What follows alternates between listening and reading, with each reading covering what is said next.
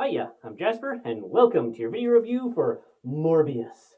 It's a movie starring Jared Leto and Matt Smith, aka one of the doctors. So, as always, I'm going to give you the good, the bad, and the furry.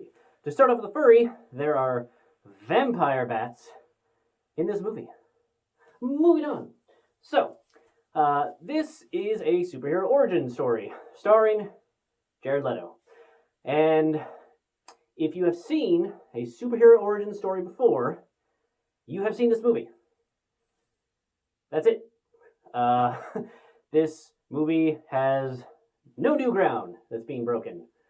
So if you really like Jared Leto, then you should watch this movie, because I really like Jared Leto, and I wanted to watch this movie, and I'd have been disappointed if I hadn't seen this movie. But everyone else who has seen superhero origin stories before can skip this movie, because it breaks no new ground. Alrighty, so that is the end of the spoiler-free review. So, spoiler alert. Here we are. Ready? Spoilers.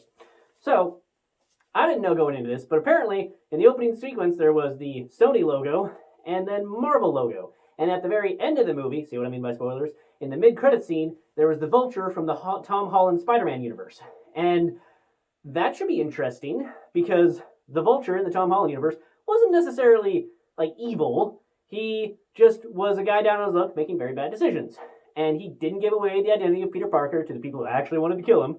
So, yeah, there's that. And then you have Morbius, who is like a good guy just trying to, cure his crippleness, and then ends up accidentally infecting himself with the thing that makes him want to drink blood all the time. But, not an inherently evil dude. So if these guys team up somehow in the Marvel Cinematic Universe, cool. As long as they're not, bad guys against Spider-Man, because that, I don't know, man.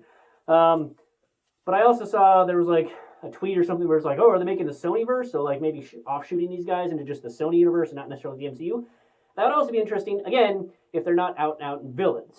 So Matt Smith, who is the bad guy in this one, starts out as Jared Leto's friend and has the same condition as him. And Jared Leto's trying to cure it. You'll never guess what happens. Oh, right, his best friend becomes the bad guy. We could never have seen this coming unless you watch the first 10 minutes of this movie. Come on, man. You could, help us out a little bit. At least make it interesting. But they didn't. It was just very obvious who was going to be the bad guy and how this was going to play out. He was going to attack him. And then we saw, the doctor check. You're okay, she's going to be in danger, and he's going to have to go save her, and blah, blah, blah. It was extremely by the numbers. And that's just not the best way to make a movie nowadays. So, and then the other thing is that I'm sure it has some comic book style origin. I've never seen the comic books. I have no desire to read the comic books. I'm sure many people who are going to watch this movie are watching it for Jared Leto and will never read the comic books.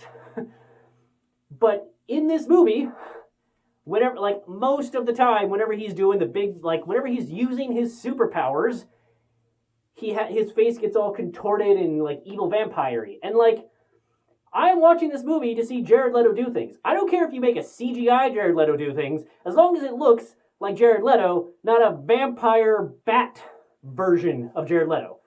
It just squishes all of his features, and it's come on, man, we're seeing this for Jared Leto. I want to see Jared Leto do the cool things.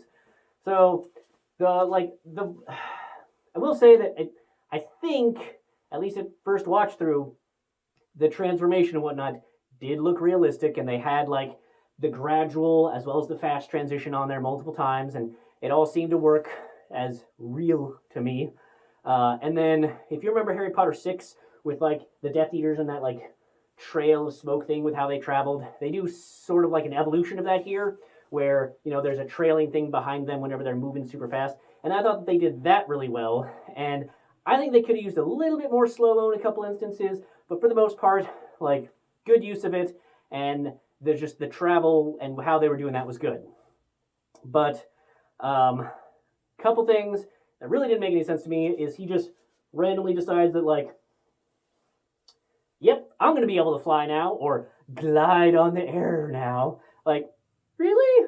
Really? You just, yep, I can now I can do it. And I just don't buy somebody of a human-ish proportions and human-ish weight suddenly gliding on air.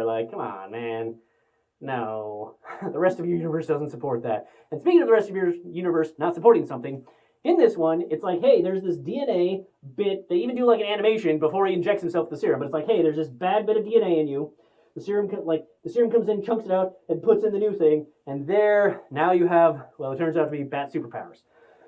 But nowhere in the entire rest of the movie is it like, and by the way, your fangs and what you bite with also have a weird venom or a difference other than just fucking saliva.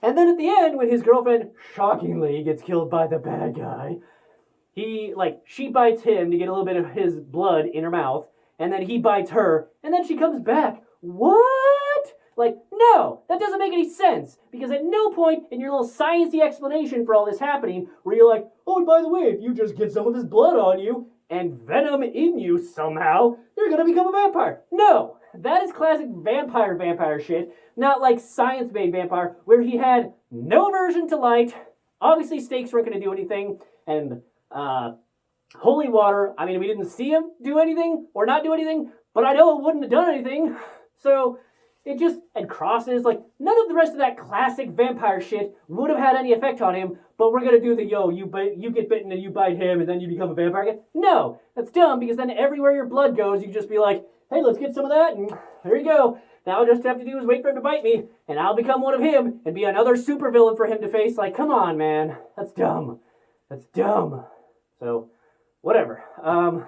Like I said, I'm a fan of Jared Leto, so watch this movie. He's in it. He does a good job as with the material that he's working with, but if you're not a Jared Leto fan, I would say this is probably going to be a thumbs down. For me, it's a soft thumbs up. Alrighty? That's all I have for this one. Thanks for coming. Thanks for watching. Hope to see you at the next one. Bye.